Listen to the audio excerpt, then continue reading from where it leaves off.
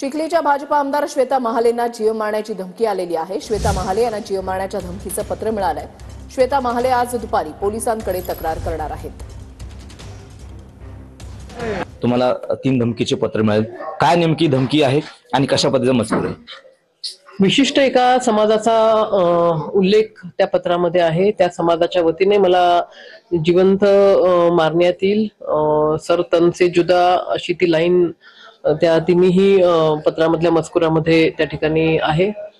आणि ती जी भाषा आहे, ते जे काही मजकूर त्याच्यामध्ये आहे, हा कुठेतरी समाजामध्ये तेढ निर्माण व्हावा अशा पद्धतीचं ते पत्र आहे। एक लोकप्रतिनिधी असताना आम्ही विकासाला प्राधान्य देत असतो।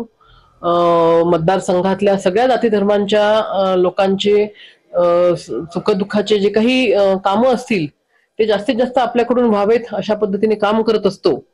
कुठलाही जातीय भेदभाव त्या ठिकाणी केला जात नाही, परंतु ठराविक एका समाजाकडनं अशा पद्धतीने जर का पत्र त्या ठिकाणी, धमकीचं पत्र त्या ठिकाणी जर का मिळत असेल तर नक्कीच मला पूर्ण अपेक्षा आहे की सरकार सुद्धा त्या ठिकाणी गांभीर्याने हा विषय घेईल आणि हा जो कोणी समाजकंटक असतील त्यांचा बुरखा त्या ठिकाणी जनतेपुढे येईल। निलेश देशमुख सह गणेश सोळंकी, TV9 मराठी, चिखली, बुलढाणा।